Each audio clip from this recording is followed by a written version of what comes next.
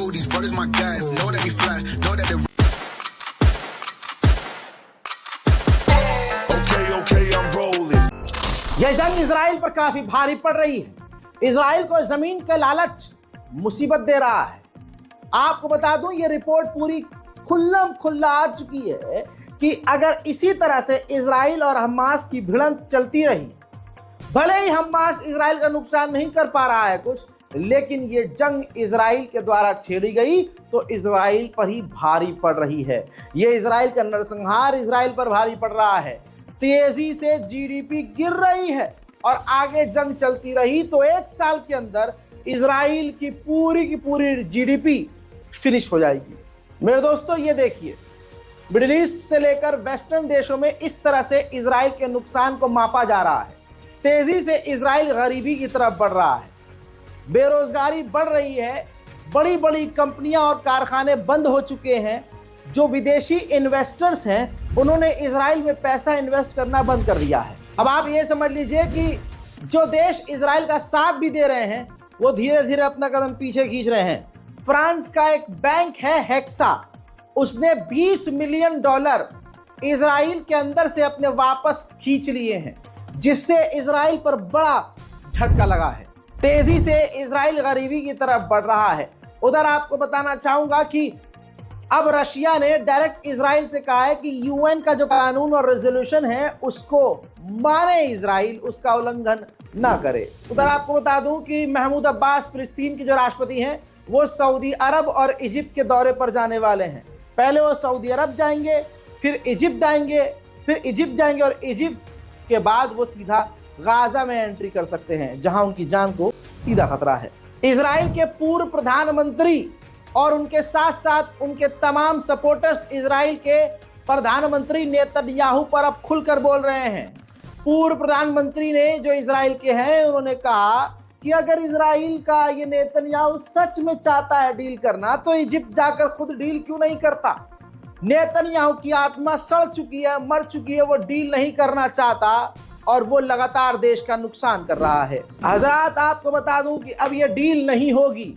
आपको बताना चाहूंगा, जो प्रपोजल अमेरिका ने गाजा को दिया था, उसमें इजराइल के प्रेशर के बाद काफी तब्दीली ले आया है अमेरिका।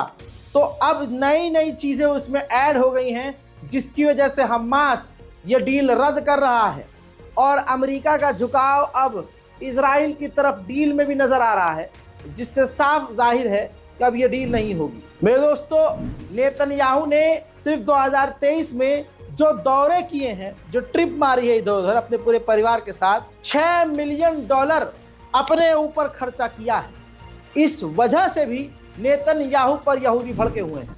लोग कहते हैं कि बाइकआउट से कुछ नहीं होता।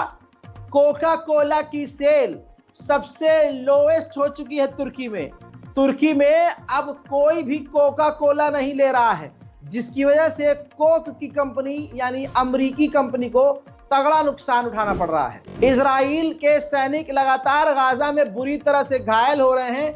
ये देखिए, हेलीकॉप्टर के जरिए एयरलिफ्ट करके इजराइल अपने सैनिकों को इजराइल लेके आया है। और आपको अगला अपडेट दे दूं तो 111 इजराइल के फौजी फ्रेंडली फायर में मारे गए हैं।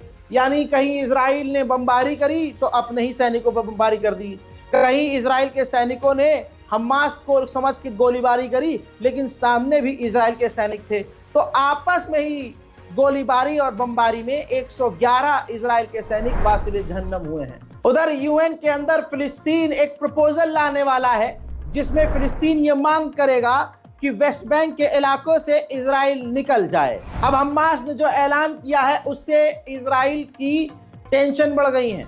हमास ने ऐलान कर दिया है कि अब हमने प्लान किया है कि विदेशों में, दूसरे मुल्कों में भी हम इजराइल के बड़े बड़े नेताओं को निशाना करेंगे और उनको मारेंगे।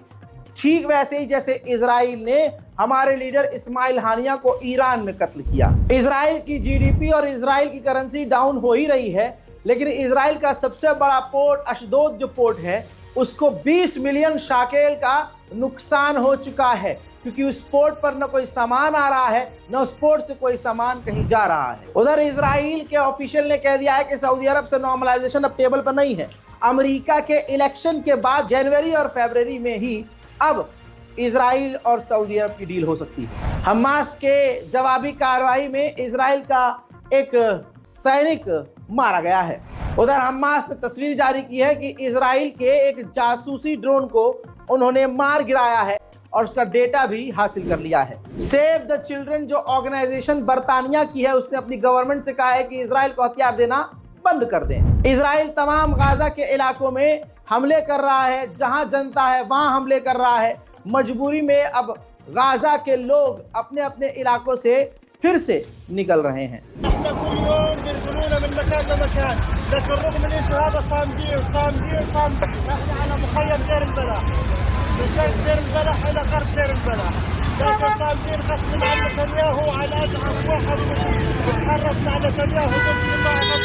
قضية فلسطينية. احنا كل يوم ينقلونا من مكان لمكان، لكن رغم ليش هذا صامدين احنا على مخيم دير البلح، من دير البلح الى غرب دير البلح، لكن صامدين غصب عن نتنياهو على اضعف واحد بتحرك مع نتنياهو ضد قطاع غزة ضد القضية الفلسطينية.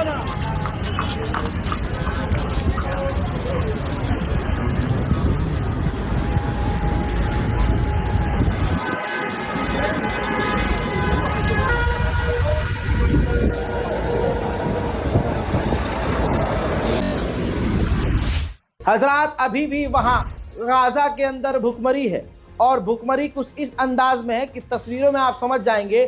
खाने के लिए लंबी लंबी कतारें हैं, फिर भी खाना नहीं मिल रहा है। الجلال والجمال والسناء والبهاء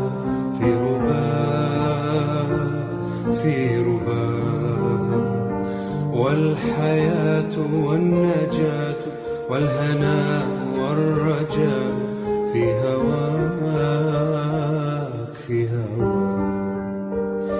هل أراك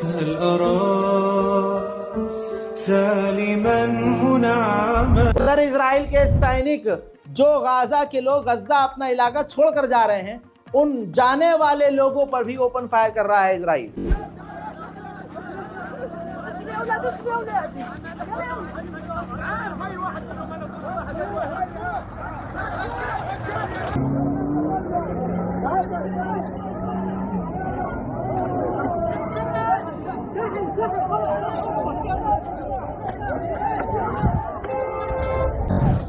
गाजा के ऐसे हजारों बच्चे हैं, हजारों कहानियां हैं जो अब दुनिया में अकेले रह गए हैं और परिवार मारा गया है। एक बच्चा रो रो कर बता रहा है कि उसके माता पिता भाई बहन सब के सब मारे गए, अब वो अपने पूरे खानदान में अकेला बचा है।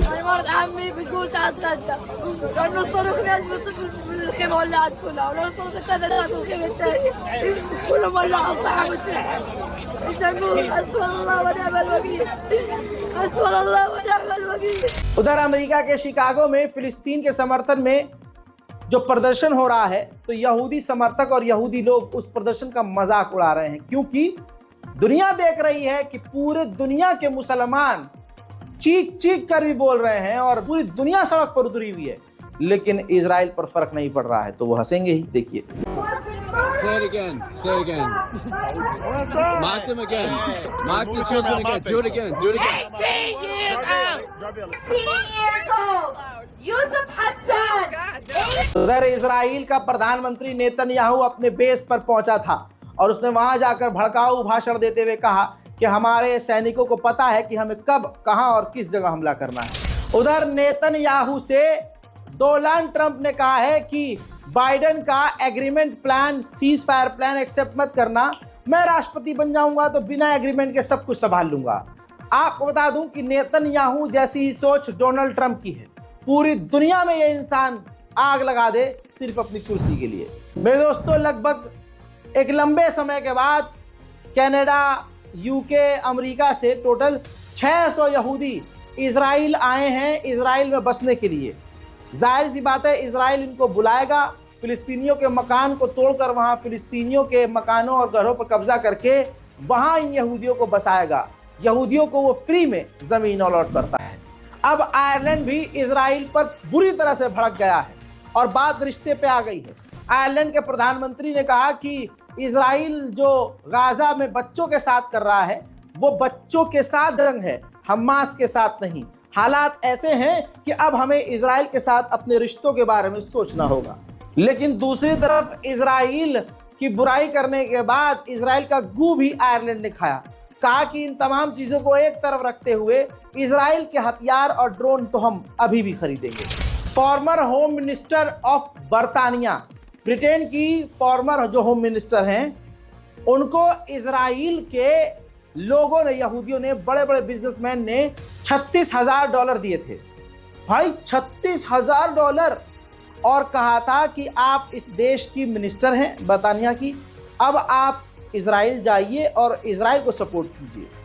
तो यानी अब ये समझ लीजिए जो आज बड़े बड़े नेता, प्रधानमंत्री, राष्ट्रपति डेलीगेशन जो इजराइल पहुंच रही है, जाहिर सी बात है यहूदियों ने एक मोटा पैसा उनको देकर खरीदा हुआ है। वहीं यूएन ने साफ कह दिया है कि हर दिन इजराइल वेस्ट बैंक में, फिलिस्तीन की बात कर रहा हूं, फिलिस्तीन की बात कर रहा हूं, फिलिस्तीन के इलाके की बात कर रहा हूं, सुनिए, गाजा की बात नहीं है, वेस्ट बैंक फिलिस्तीन में आता है। तो यूएन ने कहा है कि हर दिन वेस्ट बैंक में एक फिलिस्तीनी को इजराइल कत्ल कर रहा है। वहीं अमेरिका के जो डॉक्टर गाजा से वापस लौटे हैं, उन्होंने खुद स्टेटमेंट फिर से दिया है कि जानबूझकर इजराइल बच्चों के सरों पर गोली मार रहा है ताकि वो बच न सके। उधर देर रात को भी, दिन में भी, हर वक्त, हर समय इजराइल गाजा पर इस तरह से बमबारी कर रहा है।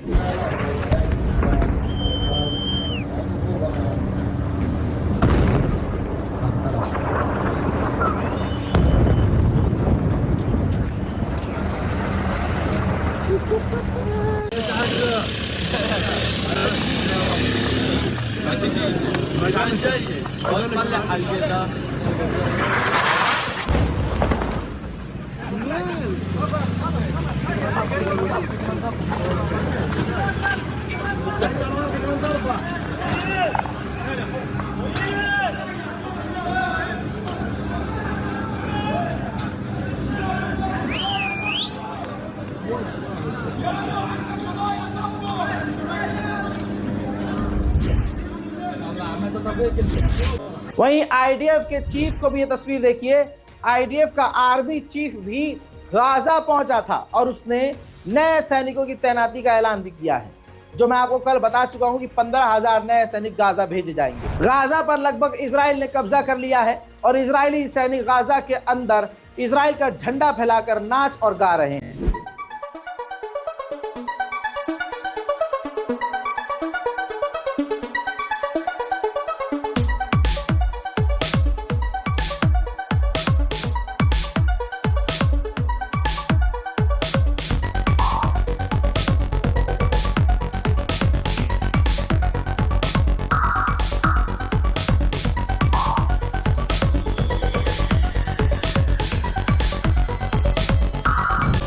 हस्बी अल्लाह व निअमल वकील। इसके अलावा इजराइल के सैनिक और इजराइल की नेवी समुद्र से फिलिस्तीनियों और गाजा के लोगों पर फायरिंग कर रही है।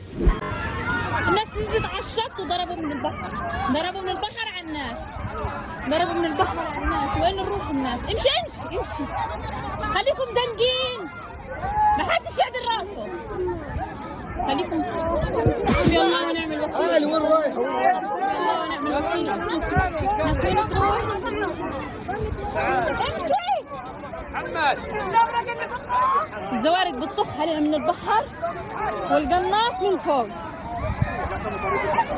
هذا هنا هاي الناس بتجري يشردونا. يلا ونعمل وكيل.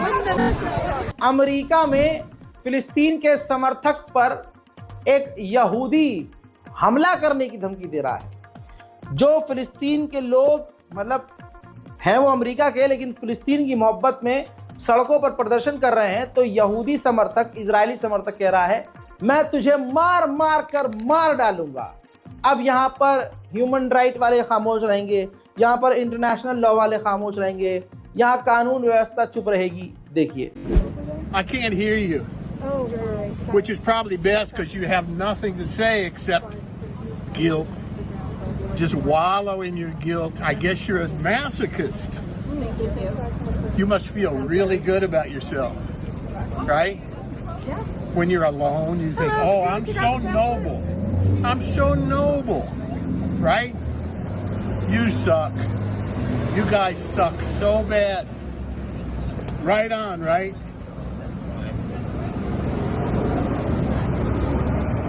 You asshole. I'd like to beat you to death with this. That's awesome.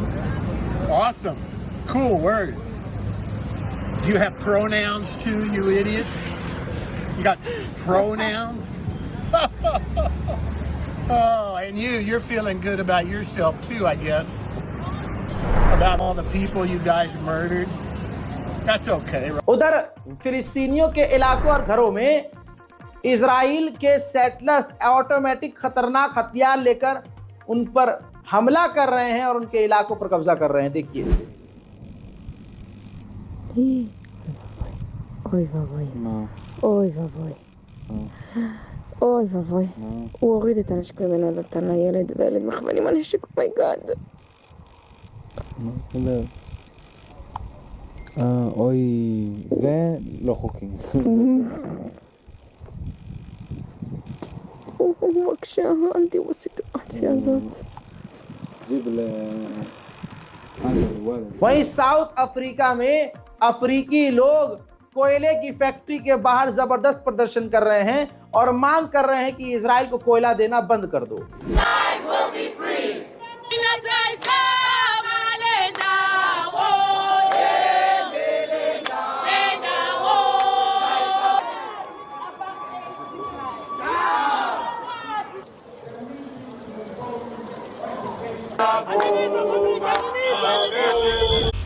Shin Bet एक खुफिया एजेंसी है, इजराइल की बहुत मजबूत खुफिया एजेंसी।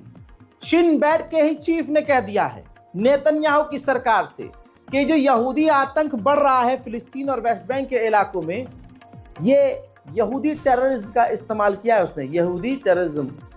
तो शिन बेट के लीडर ने कहा कि वेस्ट बैंक फिलिस्तीन के इलाकों में जो सेटलर्स हमला कर रहे हैं ये बहुत बड़ा डिजास्टर लाएगा, ये हमारी इमेज और आपकी सरकार को तगड़ा नुकसान पहुंचाएगा। अब एक इन्हीं के इंसान ने सच बोल दिया, खुफिया एजेंसी के हेड ने सच बोल दिया, तो कुत्ते का बच्चा ये बेंजीवीर भड़क गया और कह दिया देखिए अपनों के भी ये नहीं होते हैं, इनके मन की बात हो तो बहुत बढ़िया, मन की बात ना हो तो बहुत बुरा। तो बेंजीवीर ने क्या मांग करी है और कह दिया है कि इस खुफिया एजेंसी शिन बेट के हेड को फायर कर दिया जाए।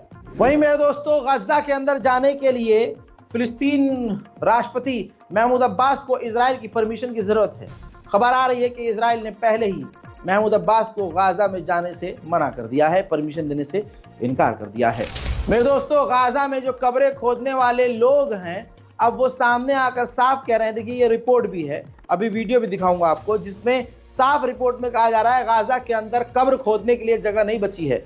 अब कब्र के अंदर ही कब्र खोदकर, कब्र को दोबारा से खोदकर फिलिस्तीनियों को दफनाया जा रहा है। सुनिए। أنا كنت مسؤول عن تقريبا عن 9 مقابر. الحين ما فيش، بقدرش أخش إلا مقبرتين، اللي غير هيك تشارك ما فيش. فأبو عبديلة وفأبو المصدر ما أنت عارف قصف شغال ليل مع نهار. وكان قبل الحرب يعني كنت أنت تدفن في اليوم حالة حالتين، اليوم تدفن 300 100 200 70 80 على حسب اليوم. ايش الصعوبات اللي واجهتك يا حاج؟ ما فيش ارض نسوي مقبره، فيش ارض، يعني انا صنعت مقبره فوق مقبره فوق مقبره. وعدد الشهداء المتزايد بشكل مستمر جدا ومرعب ومخيف. اقل مجزره ترتكب يسقط 10 ل 20 شهيد، وقله الاماكن اللي مسموح انه ندفن فيها، وحركه النزوح العاليه، ما في الا 3 مقابر في المنطقه الوسطى ممتلئه عن بكر. डिटेल्ड रिपोर्ट के मुताबिक, लिखित के मुताबिक 40,300 गाजा के लोगों की मौत हो चुकी है और अभी 10,000 लापता हैं। पूर्व डिफेंस मिनिस्टर ऑफ इजराइल ने बड़ा ही घिनौना बयान देते हुए अपना आतंकी चेहरा, गैर इंसानी हैवानियत वाला चेहरा दिखाया है। कहा गया है उनके द्वारा कि गाजा के अंदर पूरी ताकत का इस्तेमाल करना चाहिए, पानी, खाना, इलेक्ट्रिसिटी पूरी तरह से बंद कर देनी चाहिए और बॉर्डर को बंद रखना चाहिए। मेरे दोस्तों, यहाँ भारत में पहले ईसाई बड़े खुश हुआ करते थे कि मुसलमानों का कत्लेआम हो रहा है, 10 साल का, हमारा थोड़ी ना हो रहा है, हमें क्या, हम तो बहुत बढ़िया हैं हम। लेकिन अब आपने देखा कि अब उनके साथ भी वही रवैया अपना रहे हैं बहुसंख्यक। ऐसे ही इजराइल अब वहां भी यही कर रहा है। बैथलम के इलाके में इजराइल फिलिस्तीन के बैतलम के इलाके में नए कब्जा करने और सेटलमेंट का कानून पारित कर चुका है, जिसमें उन्होंने कहा है कि बैतलम के इलाके से फिलिस्तीनियों और ईसाइयों को भगा दिया जाए और वहां यहूदियों को बसाया जाए। वहीं रिपोर्ट के अनुसार 84% गज्जा की तमाम मसाजिद को इजराइल शहीद कर चुका है। और मोहम्मद बिन सलमान का गंद समझिए, सऊदी अरब की गंदी नस्ल का गंदा बच्चा जो सरकार में है, उसकी गंद देखिए कि सऊदी अरब का शासन प्रशासन उन लोगों को, उन अरबी लोगों को गिरफ्तार कर रहा है जो सोशल मीडिया पर इजराइल की आलोचना कर रहे हैं। ये मोहम्मद बिन सलमान है, ये सऊदी अरब है। एक तो खुलकर इजराइल का साथ दे रहे हैं ये सुअर की नस्ल, और अब कोई सोशल मीडिया पर इजराइल का विरोध ना करे उसके लिए गिरफ्तार। लोग कहते हैं करबला में वो कैसे मुसलमान थे जिसने नबी के नवासे को कत्ल कर दिया। भाई साहब, ये मोहम्मद बिन सलमान जैसे ही तो है, ये उसी की नस्ल चल रही है। उधर गज्जा में जो मुर्गी फार्म है, उस मुर्गी फार्म को भी बिल्डोजर से इजराइल डैमेज कर रहे हैं और कहा जा रहा है कि मुर्गियों और जानवरों को भी रौंद रहे हैं।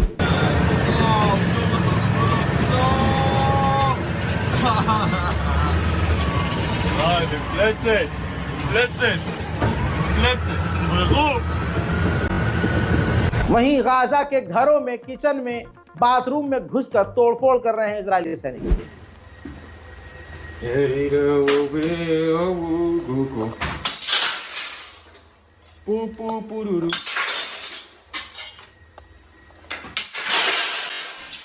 उधर एक तस्वीर ये देखिए, लगातार 84 से 85% मस्जिदों को शहीद कर दिया गया है और लगातार मस्जिदें ढूंढ ढूंढ कर मिटाई जा रही हैं। और गाजा में खेल खेल में इजराइल के सैनिक फिलिस्तीनियों की कार और गाड़ियों को डैमेज कर रहे हैं।